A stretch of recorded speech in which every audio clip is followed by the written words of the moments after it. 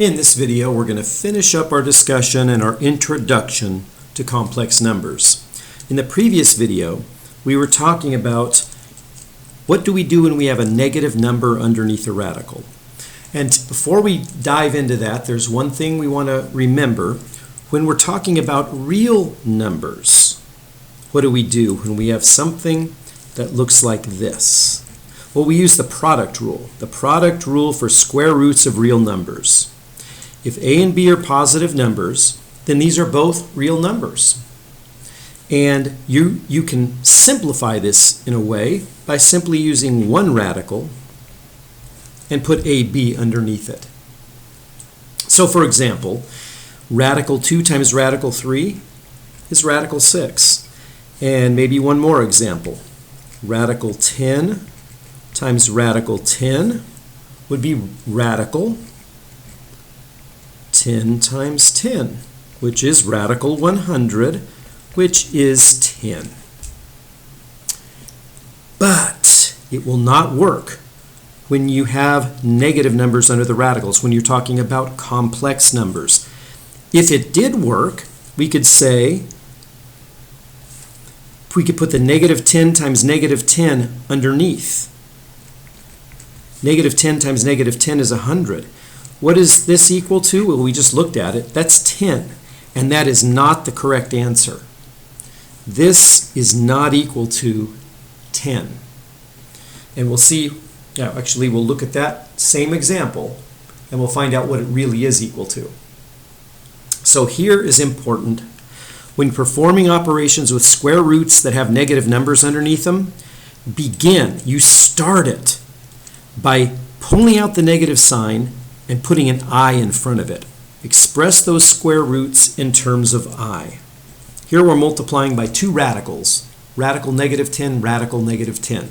Well, the first one you can write like I radical 10. Pull out the negative 1 in a sense, and you put out I in front of it. Well, how about the next one? Times I radical 10. So what do we end up with? We end up with I squared times radical 10 times radical 10, which is radical 100, which is equal to negative 10, because this is 10 and this is negative 1.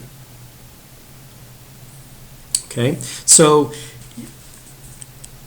just if you want to memorize this particular case, let's pick a different number than 10. Let's pick a number like, it doesn't matter, negative 5. Radical negative 5 is equal to negative 5. Radical 5 times radical 5 is radical 25, and that would give us 5. But remember, we pulled an I out of here twice, an I here and an I here, and I squared is a negative 1. So radical negative 6 is negative 6. Very simple to remember that, but remember why it is true. You pull the I out of each radical that has a negative sign underneath it.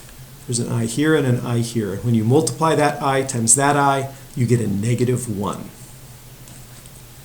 Okay, well, this one might take us back a little bit to simplifying radicals. And the tough part of it is probably not the fact that we're going to have an I in the answer, but we just need to be able to simplify radicals from your previous algebra classes. So this is going to give us an I radical 3, I radical 15, which is I squared radical 45. I multiplied radical 3 and radical 15 to get radical 45, and the I times I is I squared. So you may say, well, that's just a negative 1 times radical 45. And that's correct, but it's not simplified. You won't quite get full credit for this answer because 45 is not a perfect square, is it? But it does contain as a factor a perfect square.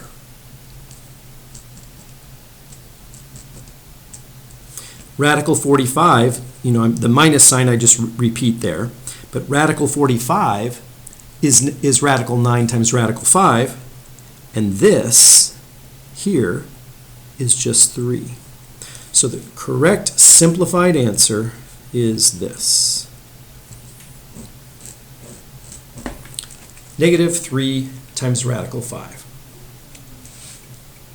Okay, one more. Well, we got two examples here, and we're done with this section. Write the following in standard form. Okay. Well, let's do, what's the first thing we do all the time when we have an expression that has a negative under a radical? We rewrite it, so I radical 81. Take the negative sign out, put an I out front. Minus. We have another one here. Put the I out front. Okay, that's always the first step. Now this is very easy to work with. Simplify radical 81. That's 9. 9i minus, what's radical 144? 12. So it's minus 12i, and that gives us negative 3i. Final answer, very simple. All right, let's see if we can do anything with this one. All right, 5 times radical negative 16. So pull get the negative sign out and put an I out in front of the radical. So 5i radical 16 plus 3i radical 121. All I did in both cases is remove the negative sign from under the radical and put an I in front of the radical. And we know that this is 4, and we know that this is what? 11, right? 11 squared, 11 times 11 is 121. So this number on the left is really 4 times 5, which is 20i. And this would be 11 times 3, which is 33 times I, for a final answer of 53i.